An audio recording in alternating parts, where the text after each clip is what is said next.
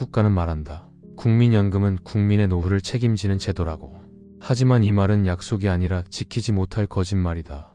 그리고 이 거짓말은 이미 수학적으로 틀렸다. 국민연금은 개인의 노후 자산이 아니다. 우리는 그렇게 믿고 싶을 뿐이다.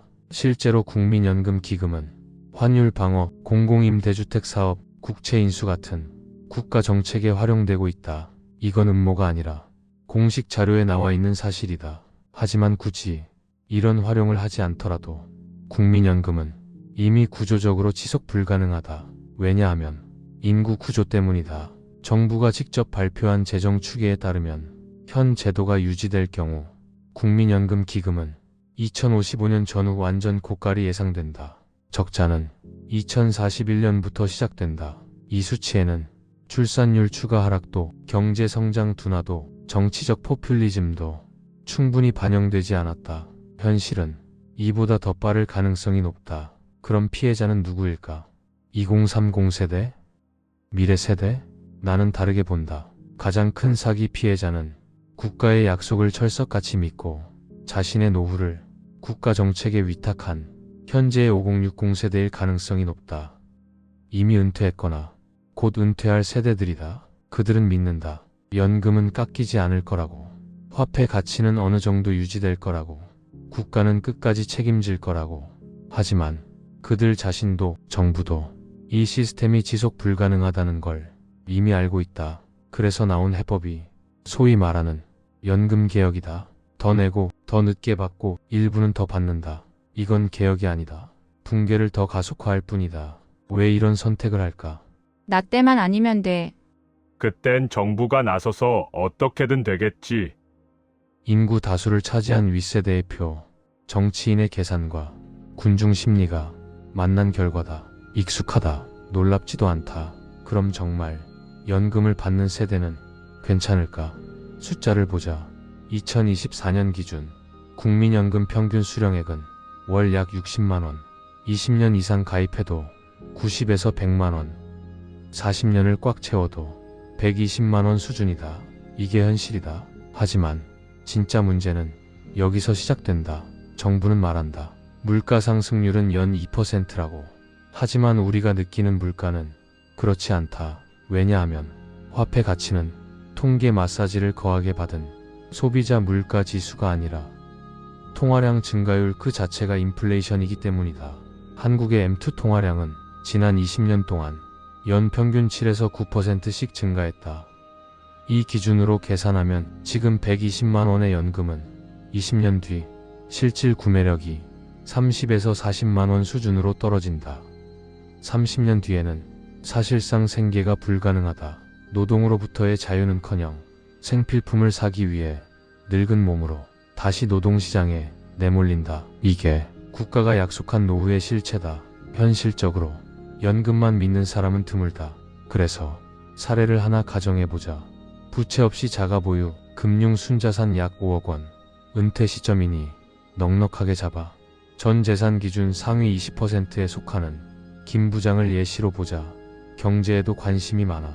현명하게 IRP, ISA를 활용해 세액 공제도 받고 S&P 500을 보유하고 있다. 은퇴 후 개인연금으로 20년이면 약 250만원, 30년이면 약 185만원가량 받는다. 국민연금까지 40년 납입했다면 월 300만에서 400만원이 따박따박 꽂힌다. 겉으로 보면 문제없어 보인다.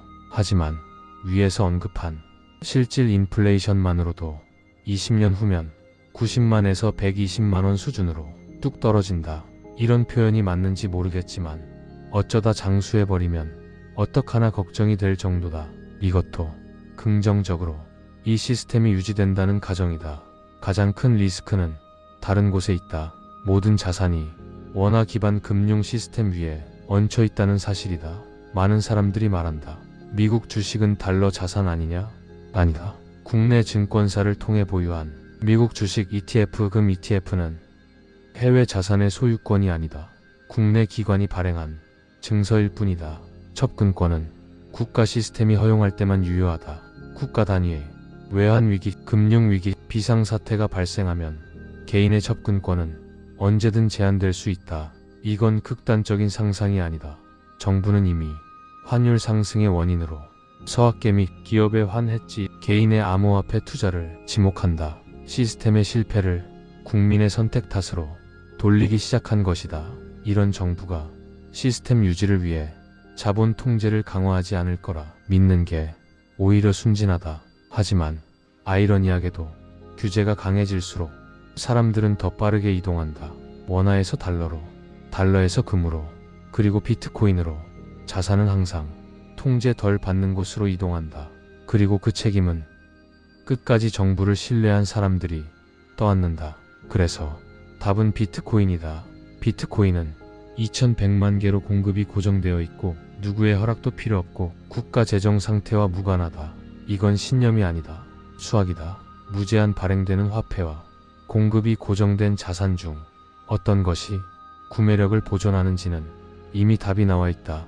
만약 김 부장이 내 부모라면 나는 이렇게 말할 것이다. 연금 계좌를 깨라. 세금을 토해내도 된다. 비트코인을 직접 소유하라고. 그리고 필요할 때마다 조금씩 팔아. 생활하라고. 그게 구매력 보존 측면에서 더 합리적이다. 그리고 내 또래 2030에게는 이렇게 말하고 싶다. 수익률 따라 투기판에 인생을 걸지 말고 지금의 노동 가치를 비트코인에 저장하라. 희소한 돈의 시대에는 정부 보조금과 확장 재정 정책으로 연명하던 좀비 기업은 사라지고 그 기업에 기생한 일자리도 사라진다. 파도는 온다. 피할 수 없다. 그래서 시간 선호도를 낮추고 자신의 가치 창출 능력에 투자하고 비트코인 스탠다드 시대를 준비하라. 그 과정에서 비트코인은 단순한 자산이 아니라 탈출구이자 안전벨트가 될 것이다. 이 모든 혜택은 공짜가 아니다. 거래소에서 비트코인 몇 개 딸랑 산다고 누릴 수 있는 혜택이 아니다. 이 글, 비트코인 관련 영상 몇 개 따위로 깨달았다고 생각한다면 큰 착각이다. 이제 시작일 뿐이다. 스스로 생각하고 의심하고 탐구해라. 정보의 홍수시대, 쉽게 얻은 정보일수록 싸구려이고 오히려 독인 경우가 많다. 불편하고 시간이 걸리지만 책으로 배워라. 역설적으로 그게 가장 우리의 시간과 기회비용을 아껴줄 것이다. 이건 예언이 아니다. 이미 현실이다.